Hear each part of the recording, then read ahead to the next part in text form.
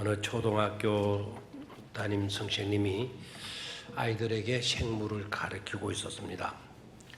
개미와 같은 곤충을 3등분하면 어떻게 될까요? 라는 질문을 던지고는 그리고 이내 답을 주었어요. 머리, 가슴, 배 이렇게 세 부분으로 나누어진다고 이야기를 했습니다. 방송실 왜 안 띄워주노? 곤충과 같은 곤충인 개미와 같은 것을 3등분하면 어떻게 나눠져요? 머리, 가슴, 배 이렇게 가리키고는 이어서 그렇다면 거미를 3등분하면 어떻게 될까요? 라는 질문을 던졌어요. 저 가로 안에 답을 적으라는 거죠. 그랬더니 한 학생이 자신 있게 손을 펑쩍 들더니 선생님, 거미를 3등분하면 죽는다예요. 죽는다예요. 이 대답이 틀린 대답이 아니죠. 이는 현실적인 대답이에요. 개미와 같은 곤충을 3등분하면 머리, 가슴, 배 이거는 이론적 질문이고요. 그리고 죽는다라고 하는 이 대답은 현실적 질문에 대한 대답입니다. 질문이 굉장히 중요하죠. 혼탁하고 뭐가 뭔지 모르는 그와 같은 세대를 살아갈수록 질문이 명확해야 되고 그 질문에 대한 대답도 명확해야 합니다. 질문이 명확하지 않으니까 어정쩡한 거예요. 해답을 모르니까 이랬다 저랬다 이런저런 치우치는 흔들리는 그와 같은 삶을 살게 되어지는 거죠. 특히 신앙생활을 하는 일에 있어서도 마찬가지예요. 세상이 어지러울수록 살기 힘들수록 분명한 해답을 가지고 살지 않으면 안 됩니다. 분명한 해답을 가지려고 하면 분명한 질문이 있어야 되거든요. 여러분, 하나님께서 최초의 인간 아담과 하와를 찾아오셔서 그들의 이름을 부르시고 그들에게도 하나님께서도 질문을 던지셔요. 아담아, 네가 어디에 있느냐? 최초의 질문입니다. 하나님께서도 질문을 하신다는 사실이에요. 우리를 골탕 먹이기 위해서 당황해하고 안절부절 못하게 하기 위해서 질문하시는 것이 아니죠. 명확한 해답을 가지고 인생을 펼쳐가라, 열어가라, 살아가도록 하라는 것 아니겠습니까? 그래서 오늘은 본문 속에서 세 가지 핵심 질문을 찾아보도록 하겠고, 그리고 그 질문에 대한 분명한 해답을 역시 본문 속에서 찾아보도록 하겠습니다. 첫 번째는요, 당신의 위치가 어디인가? 너가 지금 어디에 있는가? 너의 위치가 어디인가? 라고 하는 문제입니다. 질문입니다. 하나님께서 아담에게 질문했던 질문의 내용이죠. 네가 어디에 있느냐? 하나님의 말씀을 어기고 선악과를 따먹고 그리고 나무 사이에 숨어있는 아담과 하와, 그들을 향해서 하나님께서 던졌던 첫 번째 질문이 네가 어디에 있느냐 물으신 것입니다. 여기서 한번 생각해 보시겠습니까? 하나님께서 그들의 몸이 어디에 있는지 몰라서 그와 같은 질문을 하신 것일까요? 네가 어디에 있냐? 어디 숨었지? 숨바꼭질을 그만하고 이제 네 얼굴을 내밀도록 해봐라.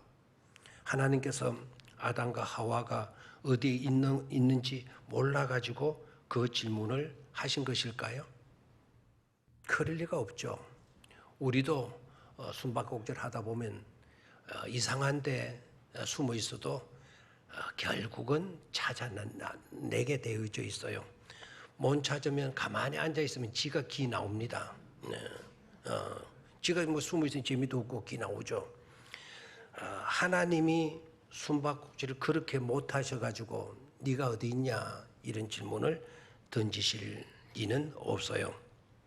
인간을 향한 하나님의 첫 번째 질문, 네가 어디에 있느냐라고 하는 이 질문의 의미는 네가 지금 하나님과 나와의 관계성 속에 있는지 아니면 나와의 관계성 밖에 있는 존재인지 그를 네가 좀 확인해 보라는 거예요. 나와 관계성 속에 네가 있고 있느냐, 내 안에 네가 있고 있느냐, 아니면 나와 관계성이 끊어진 단절된 상태 속에 네가 놓여져 있느냐. 네가 나를 피하고 네가 나를 떠나가서 나와 상관없는 그런 위치에 네가 존재하고 있느냐라는 질문을 물으신 거예요. 하나님과의 관계성 속에 너희들이 있느냐? 하나님과의 관계성을 떠나서 너네들이 있느냐라는 중요한 질문이었죠. 위치와 소속을 묻는 질문이 아니었어요. 관계성을 확인해 보라는 그런 질문을 하신 것이죠. 몇 해 전에 미국 캘리포니아의 해변에서 호화로운 요트 한 척이 침몰을 한다는 응급 구조 신호가 구조대에 들어왔습니다.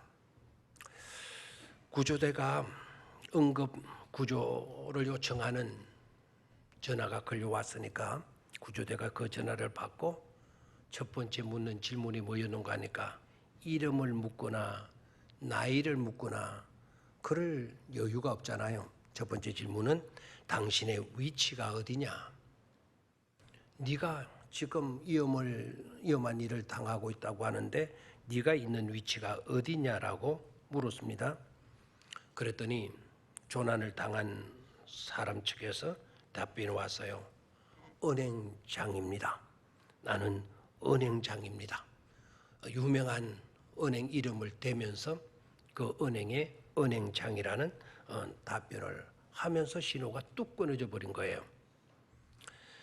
결국 구조대는 출동도 하지 못하고 요트는 침몰해 버렸고 조난 신고자였던 은행장도 구조되지 못하고 죽고 마른 것입니다. 문제가 어디에 있었을까요? 구조대는 조난 신호를 받고 구조대는 너의 위치가 어디냐? What is your position이라는 말로 물었어요. 조난의 위치를 물었는데 은행장은 What is your position이라는 이 말을 똑같은 의미예요. 포지션이라는 위치도 되고 나의 직위라는 것도 돼요. 내 신분의 직위가 뭐냐라는 것을 물을 때도 What is your position이라고 물어요.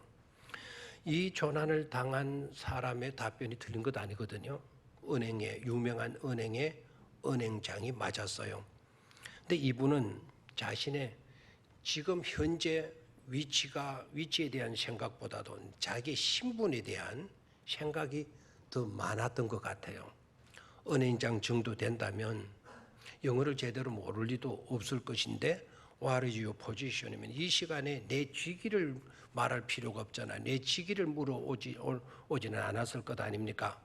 그런데 이분은 아마 어렵게 은행장이 된 것 같아요. 그 직위에 올랐던 것 같아요. 그래서 누군가에게도 그 직위를 말해주고 싶은 그런 욕구가 있었던 것 같습니다. 그래서 What is your position이라고 말했을 때 나는 은행장이라고 그런 신호까지도 뚝 끊어져 버리네요. 요트가 침몰해 버린 것이죠. 위급한 상황에서 조난자에게서 중요한 것은 그리고 필요한 것은 자기의 지위가 아닙니다. 자기의 명성도 아닙니다. 내가 지금 어떤 상황에 어디에서 어떤 상황에 놓여 있는지 그 위치를 말했어야 되고 정확한 자기의 상황을 말해 주었어야 했습니다. 그러나 이 은행장은 그렇게 하지 못했던 것이죠. 만약에 하나님께서 이 시간 저와 여러분들에게 너의 위치가 어디냐? 네가 지금 어디에 있느냐? What is your position이라고 물어왔을 때 여러분 뭐라고 대답하겠습니까? 저는 목사입니다. 저는 아주 유명한 인류대학을 나왔습니다. 나는 어느 회사에 다니고 있고요. 나는 어느 회사의 상무이고요. 나는 어느 회사의 회장이고요. 이런 대답이 중요하겠습니까? 우린 신앙인들이기 때문에 우리 집은 꽤나 뼈대 있는 집안입니다. 4대째 믿어온 집안이고요. 목사님 가문에서 자랐고요. 우리 집은 장로님 가문이라고요. 이런 대답이 중요하겠습니까?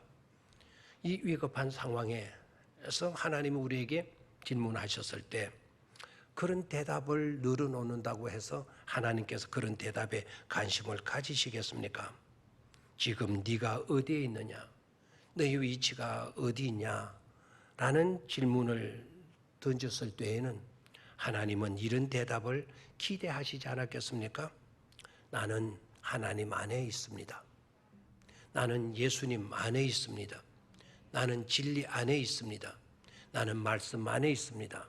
나는 하나님의 사랑 안에 있습니다. 이런 대답을 우리 하나님께서 기대하시고 계신 것 아니겠어요? 네가 어디에 있느냐? 은행장입니다. 목사입니다. 장로입니다. 사장입니다. 회장입니다. 서울대학교를 나왔습니다. 하버드를 나왔습니다. 하나님이 그런 대답을 기대하셨을까요? 첫 번째 질문, 네가 어디에 있느냐? 하나님 안에 있기를 축원합니다. 예수님 안에 존재하는 여러분들이 되시기를 축원합니다. 진리 안에 거할 수 있게 되기를 축원합니다. 말씀 안에 거할 수 있게 되기를 축원합니다. 네가 어디에 있느냐? 저는 하나님과의 관계성 속에 지금 놓여 있습니다. 이렇게 대답할 수 있는 여러분들의 믿음, 여러분들의 고백이 되시기를 주의 이름으로 축원합니다. 두 번째 질문입니다. 무엇이 보이십니까? 무엇이 보이십니까? 뭐가 보이느냐라는 질문이에요. 10절에서 저는 이 질문을 생각했습니다. 10절을 다시 한번 읽도록 하겠습니다. 시작. 이르되 내가 동산에서 하나님의 소리를 듣고 내가 벗었으므로 두려워하여 숨었나이다. 무엇이 보입니까? 무엇이 보이십니까? 아담과 하와는 여호와의 낯을 피하여 숨었다. 하나님의 낯을 피하여 숨었다. 이 숨었다라고 하는 말은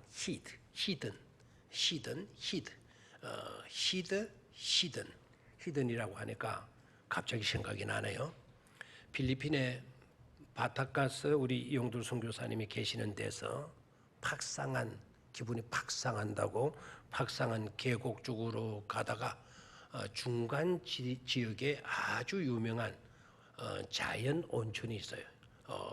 자연 온천 그 산에서 그냥 흘러요. 인공으로 끌어올리고 탕을 만들고 그런 것이 아니고 계곡 자체에 온천이 흘러요. 그래서 그 곳 이름을 히든밸리라고 해서 아주 유명한 온천 관광 지역이기도 해요. 거기에는 돈 없는 사람은 못 들어가요. 산 입구부터 경비병들이 탁 신분 확인하고 수색하고 물건들 다 수색하고 들어가요. 그래서 신혼여행자들도 거기 와서 아주 편안하게 그냥 아주 자연 속에서 편안하게 여유를 가지고 그렇게 지내는 그런 휴양지이기도 한데요. 여기에 숨었다라고 하는 이 말은 감추었다라는 것이거든요. 여호와의 낯을 피하여 자기들을 감추었다라는 거예요. 자기들을 감추었다. 보이지 않게 만들었다는 거죠. 무엇이 보이십니까? 보이지 않도록 만들었다라는 거예요. 하나님의 낯을 피하여 숨었다. 하나님이 보이지 않도록 우리를 만들었습니다. 라는 거예요. 여기에 의미를 여러분들이 제대로 깨달아야 돼요. 숨었다라고 하니까 하나님이 보지 못하도록 나를 숨긴 것으로 여러분들이 대개 이해를 해요. 하나님이 보지 못하도록 나를 숨긴 것으로 이 말씀을 이해를 합니다. 그런데 그 말씀은 그릇된 잘못된 이해입니다. 내가 하나님이 보이지 않도록 나를 감춘 겁니다. 이해가 되겠어요? 자, 내가 하나님이 나를 보지 못하도록 나를 숨겼다 그러면 그게 제정신으로 그랬다 그러면 그건 무지입니다. 최고의 무지입니다. 누가 하나님의 낯을 피할 수가 있겠습니까? 누가 하나님의 시선에서 자기 자신을 감출 수가 있겠습니까? 시편 139편의 기자의 이야기를 안 들어봤습니까? 시편 139편의 시편의 기자가 주님의 낯을 피하기 위하여서 바다 건너편으로 새벽 날개를 달고 날개짓을 해서 바다 건너편까지 날아가 보았다라는 거예요. 바다 건너편에 가면 하나님이 안 계실 줄 알고 하나님이 자기를 못 보실 줄 알고 바다 건너편에 가 보았더니 거기에도 하나님이 계시고 이곳에도 하나님이 계시네. 그럼 어떡하나? 내가 음부 밑바닥에 지옥 밑바닥까지 내려가 보았다라는 거. 그곳에 가면 하나님이 안 계실 줄 알고 지옥 밑바닥에 가서 자리를 펴려고 했더니 그래서 지옥 밑바닥에까지 내려가 봤더니 세상에 그곳에서도 누가 계시고 하나님이 계시고 그 말은 우리 인간은 어디에서나 누구의 낯을 피할 수가 없다. 하나님의 낯을 피할 수가 없다라는 거예요. 하나님의 낯을 피하고 숨을 수 있는 곳은 없다. 그 말은 하나님은 안 계시는 곳이 있다 없다? 없다라는 거예요. 얄팍한 나무 숲 사이에 숨어 있다고 해서 하나님이 못 보신다? 무슨 일이죠? 웃기는 일이죠. 그런 숲 속에 있으면 내라도 찾아내요. 내라도 찾아내. 하나님이 못 찾으시겠어요? 그래서 여호와의 낯을 피하여 숨었다라고 하는 이것은 자신들이 하나님을 볼 수 없도록 하나님을 볼 수 없도록 그렇게 감추었다라는 그런 뜻이 되어지는 것이죠. 그러니까 아담과 하와에게는 누가 보이지 않게 되었다? 하나님이 보이지 않게 되었다. 그럼 누구만 있느냐? 자기만 있는 거예요. 자기 곁에 하와만 있는 것이죠. 인간의 사명이 무엇인가를 여러분 아셔야 됩니다. 인간의 사명은 하나님을 피하는 데 있지 않아요. 하나님을 숨기는 데 있지 않아요. 하나님을 감추려고 해서는 안 됩니다. 성경 어디에서 하나님을 감추어라, 복음을 감추어라, 복음을 숨겨두어라 이러는 곳이 있습니까? 복음을 드러내어서 만방에 전파하라고 오히려 하나님께서 말씀하시잖아요. 하나님을 드러내고 하나님을 높이고 주님을 세우고 그게 우리에게 주어진 사명이라는 것을 깨달아야 합니다. 그런데 숨겨버렸다, 감춰버렸다. 이것은 인간이 저지른 최고의 무지고 최고의 악질적인 행위가 아닐 수가 없다라는 것을 깨달아야 합니다. 여러분 레오나르도 다빈치 아시죠? 레오나르도 다빈치 이분은 굉장한 분이죠. 레오나르도 다빈치 이분이 최후의 만찬을 그림을 완성하고 난 뒤에 지인들을 불러가지고 자기 그림을 공개하는 시간을 가지게 돼요. 수많은 초청받은 지인들이 참석을 했었고 그리고 자기가 그린 그림을 이렇게 벽에다가 딱 액자로 붙여놓고 거기다 천막을 딱 가려놓고 천으로 딱 가려놓고 이제 시작 시간이 되어졌을 때 레오나르도 다빈치가 줄을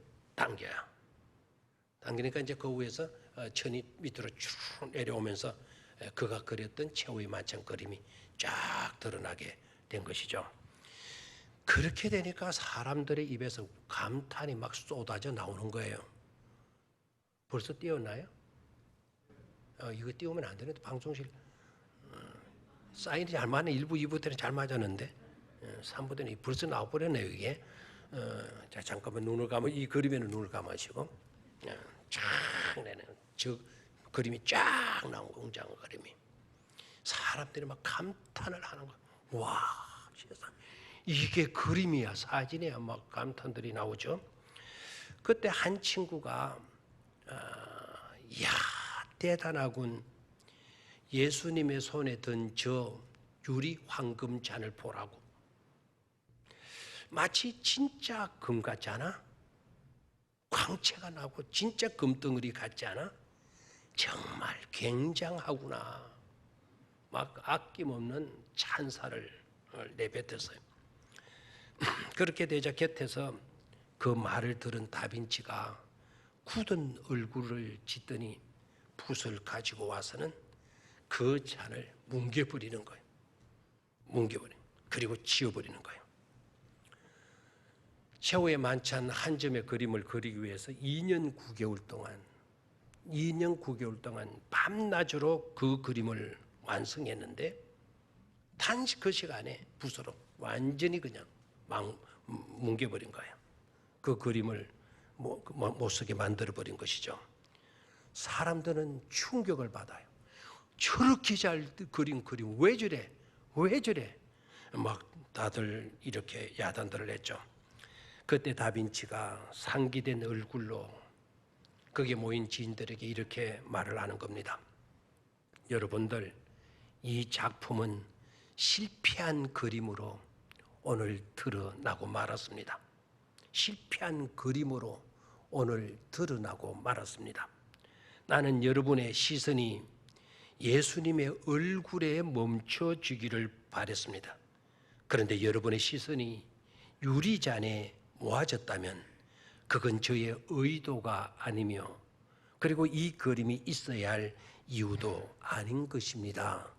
라고 말을 했다는 것입니다. 예수님에게 시선이 뺏겨지고 예수님의 얼굴에서 뺏겨지고 유리잔에 시선이 모아져서 유리잔이 대단하다라고 친구가 말한 그 이야기를 듣고 이 그림은 실패작이다, 지워버렸다라는 거예요. 그리고 다시 그림을 그리게 돼요. 다시 그린 그림이 방금 여러분이 미리 보았던 그림에 다시 한번 그 그림을 볼까요? 자, 이제 띄워주시고요. 자, 이 최후의 만찬의 그림을 보게 되면 미술 평론가들은 최초의 원근법으로 그림을 그린 밋밋한 종이에다가 앞과 뒤가 저렇게 분명하게 드러나게 되는 원근법으로 그림을 그린 최고의 작품이다. 그때는 그림을 원근법으로 그리지를 아니했던 시대인데 이제 미켈란젤로가 저렇게 원근법으로 저 뒤에 창문 배경을 봐요. 저 뒤쪽에 들판이 막 보이는 것 같죠? 원근법으로 막 찬사들을 늘어놓았지만 그래 미켈란젤로는 그런 게 중요치 않다라는 자기의 태권이 중요치 않다. 예수님의 손에 잔이 없어져 버렸어요. 그 잔을 찾아볼 수가 없어요. 저 앞에 옆에다가 조그만하게 만들어 놓고 말았어요. 시선을 누구에게 맞추라고요? 예수 그리스도에게. 다빈치에게 중요했던 것은 오직 예수 그리스도였어요. 그리고 예수만 드러나기를 원했던 것이죠. 그런 정신, 다빈치의 그런 정신, 너무나도 아름답고 귀한 정신 아니겠습니까? 여러분이 지금 뭐를 보고 있습니까? 뭐가 보이고 있습니까? 우리도 미켈란젤로와 정신과 같은 그런 정신을 가져야 될 줄로 믿습니다. 예수님을 숨기려고 하지 마십시오. 하나님을 감추려고 하지 마십시오. 오히려 하나님을 드러내고 예수님을 드러내려고 하는 그런 삶을 사실 수 있게 되기를 축원합니다. 하나님을 피하여서 숨으려고 하지 말고 숨으려고 해도 숨을 수조차도 없어요. 오히려 하나님께 초점을 맞추고 하나님을 드러내고 하나님이 보이도록 사는 그런 저와 여러분들의 삶이 되기를 주의 이름으로 축원합니다. 마지막 세 번째로 당신은 무엇을 기뻐하십니까? 당신은 무엇을 기뻐합니까? 라는 질문입니다. 당신은 무엇을 기뻐합니까?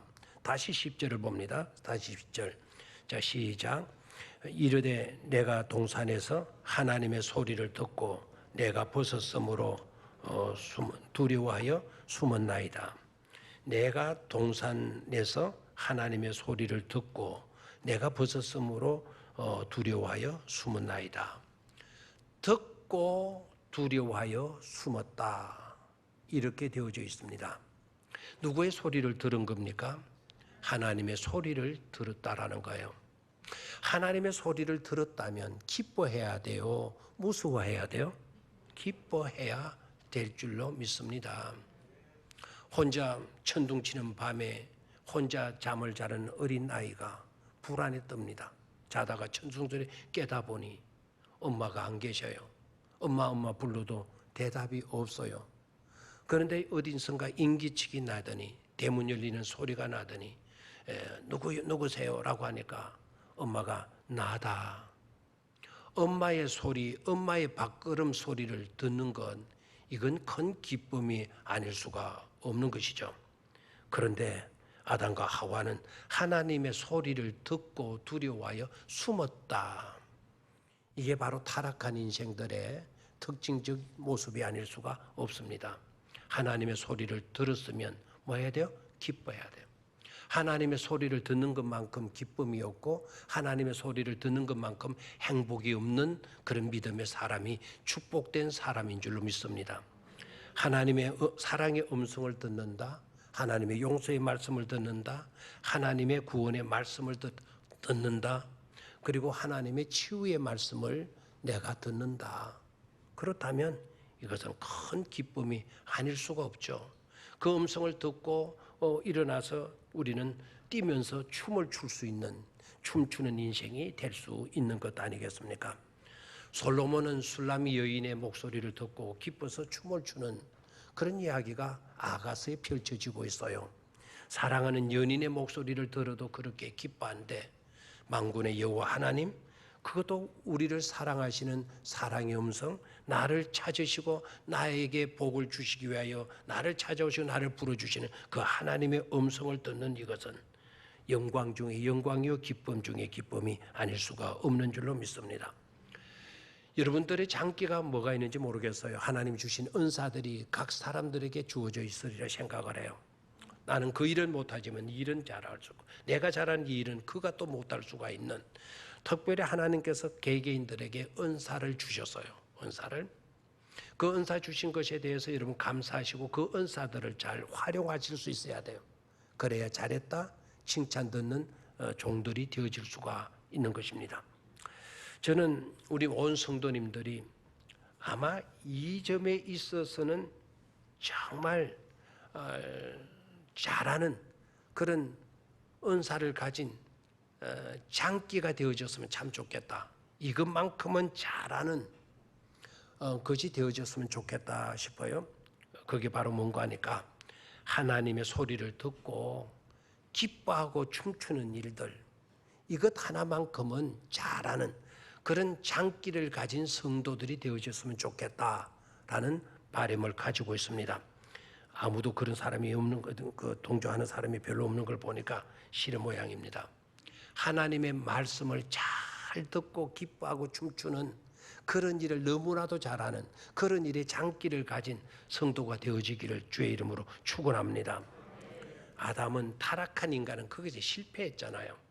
구원받은 우리들이라고 한다면 이제는 하나님의 소리를 듣고 기뻐하면서 춤출 수 있는 그런 인생이 되고도 남아야 될 줄로 믿습니다. 그런데 사람이 하나님의 음성 대신에 하와의 말을 듣고 아담이 하나님의 음성에 집착하지 않고 하와의 말을 듣고 하와는 뱀의 말을 들어요.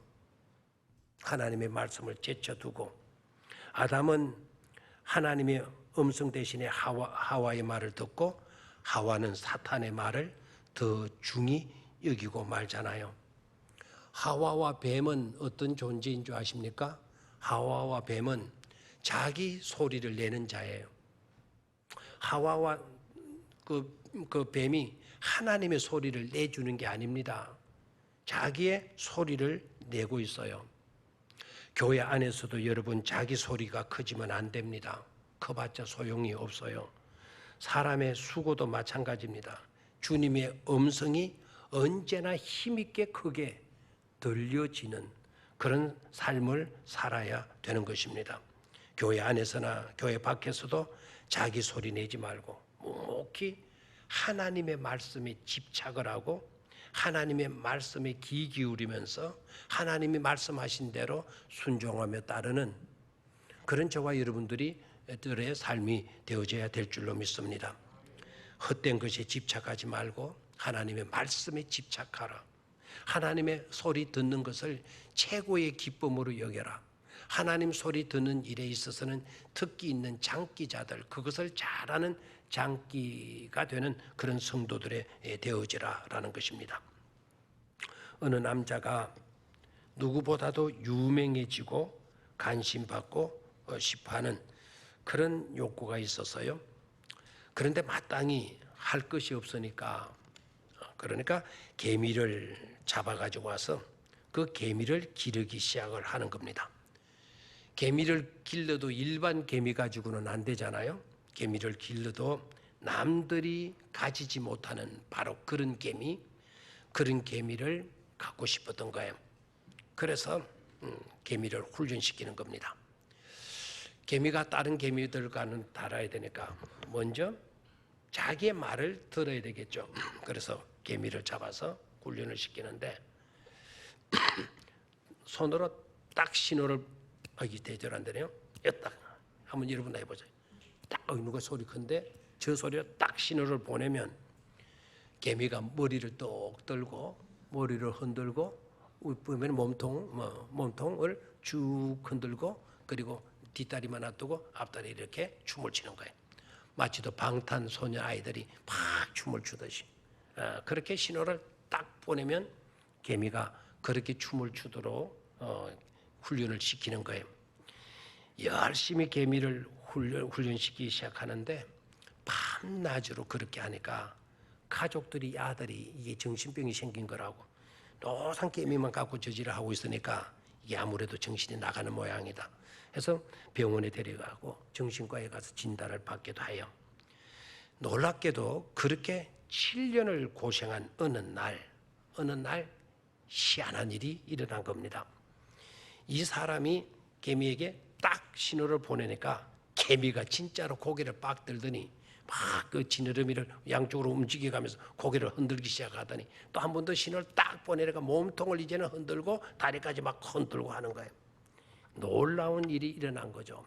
드디어 성공을 하게 된 겁니다. 꿈이 이루어지게 된 겁니다. 너무 그 개미가 사랑스럽고 귀엽고 신기해서 이제는 투명 플라스틱 통에다가 개미를 넣고 개미를 모시고 있는 거예요. 그때부터는. 그러다가 이 개미가 나만 가지고 있을 수가 없다. 나는 이 개미로 인해서 유명인이 되어야 된다. 그렇게 생각을 하고 신문사를 찾아가기로 마음을 먹어요. 그래서 그 투명 플라스틱 통을 주머니에 넣고 그리고 신문사로 가는 겁니다. 신문사로 가는 길에 자축도 하고 싶었고 배도 고파서 제법 비싼 고급 레스토랑을 들게 돼요. 그리고 음식을 시키는데 비싼 음식을 시켜요. 왜냐면 나는 성공한 사람이니까, 나는 이제 유명 스타가 될 것이니까, 그게 이제 유명 스타가 될 게 뻔하니까 음식을 먹어도 이제 비싼 음식을 값싼 고급 요리를 먹어야 된다고 그렇게 시킨 겁니다. 그리고 음식이 나오는 동안 갑자기 이 개미가 또 자랑하고 싶은 거예요. 그래서 통의 뚜껑을 열고 개미를 조심스럽게 꺼내가지고는 종업원이 미리 갖다 놓은 쟁반, 하얀 둥근 큰 쟁반 위에다가 개미를 딱 올려놓았어요. 그리고 혼자서 손가락으로 딱 하니까 이 개미가 여지없이 훈련받은 대로 고개를 딱 들더니 지느러미를 딱 움직이더니 고개를 딱 가우뚱거리면서 몸짓을 흔들고 발을 흔들기 시작한 거예요. 너무 재미있잖아요. 그래서 이거 혼자 보기가 또 아까워. 그래가지고 지나가던 서빙하는 종업원을 불러서요. 종업원, 이것 좀 와서 보세요. 이것 좀 와서 보세요. 그러니까 종업원이 가까이 와서 떡 보니까 쟁반 안에 개미가 들어있거든요. 이 종업원이 당황해가지고 손님 정말 죄송합니다 라고 말하는 동시에 개미를 손가락으로 콕 눌러서 뭉개서 죽였다라는 이야기예요. 웃어야 되는데 우는지 안 우는지. 종업원은 자기 손님이 쟁반에 개미가 들어 못 들어 자기들이 실수인 줄 알고 막 죄송합니다. 이 사람에게는 그 7년 동안 훈련시켜 놓은 개미인데 7년의 수고가 한순간에 끝나버리고 말았다는 거죠. 왜 이야기를 제가 드릴까요? 제발 엉뚱한 것에 목숨 걸지 말라는 거예요. 엉뚱한 것에 집착하지 말라는 거예요. 하나님의 말씀에 사로잡히고 예수 그리스도의 삶에 집중하시는 저와 여러분들의 삶이 되어야 될 줄로 믿습니다. 6년 전에 하나님의 나라로 부르심을 입은 104세 일기로 소천하신 방지일 목사님 아시리라 생각을 해요. 이 방지일 목사님이 후배들에게 늘 당부하는 말씀이 있고, 후배들이 찾아가서 어떤 목회를 하고 어떤 목사가 되어야 되겠습니까? 라고 물으면 항상 들려주셨던 말씀이 있어요. 방지일 목사님 제가 몇 번 말씀을 드렸죠. 우리 교회 와서 1년도 안 됐을 때인데 울산에 어느 교회에서 집회를 했어요. 방지일 목사님을 모시고, 그렇죠. 하도 유명하신 목사님이고 해서 그 집회에 참석했더니 그 목사님이 기도를 시켜요. 그래 기도를 시키고 그것이 이제 연결이 됐어요. 방 목사님과. 그래서 숙소에도 오라 그래서 숙소에도 가고 식사도 같이 하고, 그 이후로 아주 목사님이 아껴주셔서 자기가 쓴 책이 나오면, 신간이 나오면 바로 붙여서 그냥 인쇄소 냄새 그대로 나는 책을 붙여서 저한테 한 100여 권이 넘더라고요. 방지일 목사님 보내오신 책이. 이분은 대단한 목사님, 걸어다니는 성경이라고도 하고, 만주에서 최초의 선교사로 만주에서 선교사 사역을 감당하고 거기서 추방당해가지고 한국에 돌아오셔서 104세가 되어지도록까지 말씀 가르치고 설교하시고, 104세 하나님의 부르심을 입은 그 시간까지 설교하시고 성경 공부 인도하시고, 그것도 국내만 아니고 해외까지 다니시면서 그분이 하신 이야기가 있죠. 녹슬어 없어지기보다 달아서 없어지는 인생을 살겠다. 그런 유명한 말씀을 하시기도 한 목사님이신데, 이분께서 후배들에게 뭐라고 당부를 하시는 거 하니까 가름끈처럼 살아라. 가름끈처럼 살아라. 가름끈이 어디에 있는 줄만 알아도 돼 라는 말씀을 하셨어요. 여러분, 가름끈이라는 말 들어봤나요? 가름끈이 어떤 끈인지 여러분 이해가 되시겠습니까? 자, 여러분 가지고 있는데도 우리가 이것을 소홀히 해 오고 있었죠. 자, 가름끈이 바로 뭔가 하니까 성경책에 여러분 보세요. 요 끈이 바로 가름끈입니다. 자, 이거를 넣으면은 내가 오늘 읽었던 본문, 오늘 설교 때, 오늘 예배 때 볼 성경 구절이 딱 이렇게 가름이 되어지잖아요. 이게 가름끈이에요. 오늘 아침 묵상했던 말씀이 어떤 말씀이다? 딱 가름끈으로 표시를 해둘 수가 있는 거예요. 그런데 이 가름끈이 성경 오래 있지를 않아가지고 가름끈이 늘 있는 그 자리에만 있고 있다면 내가 지금 하나님의 말씀과 너무나 동떨어진 삶을 살아가고 있구나라는 것을 일깨워주는 것도 역시 가름끈이고 있어요. 요사이 책들은 이 가름끈이 아무 없어요. 제가 얼마 전에 책을 서점에 들려 책을 사왔는데 한 2만 원 정도 책을 사왔어요. 책을 사왔는데 늘 답답한 게 이게 없는 거예요. 이게 이 책을 읽다가 저 책을 읽고 저 책을 읽다가 이 책을 또 다시 올 때 이게 뭐가 있어야 되는, 이게 없으니까 책을 갖다 이렇게 접힐 수밖에 없고, 그건 다른 볼펜 같은 그 중간에 끼워 놓을 수밖에 없고, 이걸 왜 안 끼워 놓는지 모르겠어요. 출판사에서 내가 진짜 건의하고 싶은 이거예요. 이 가름끈이 있는 책을 골라서 사기는 사는데, 사고 싶은 책이 이거 없어도 그 책이 없으니까 부득이 이거 없어도 사기는 사요. 가름끈이 얼마나 중요한지. 그런데 이 끈은 말씀과 말씀 사이에 있어야 되잖아요. 이 끈이 바깥으로 기어 나와 있다고 한다면 보기가 추해요. 우리도 마찬가지예요. 말씀과 말씀 사이에 있는 가름끈과 같은 그런 존재로 살아야 된다 이 말이에요. 말씀 속 사이에 있는, 말씀 밖으로 튀어나오지 말고 하나님 품 안에, 하나님 안에 있는 존재로 있어야지, 하나님 바깥으로 나가려고 하지 말고 가름끈과 같은 그런 신앙생활을 잘 감당하는 축복된 성도들이 되시기를 주의 이름으로 축원합니다. 하나님 아버지,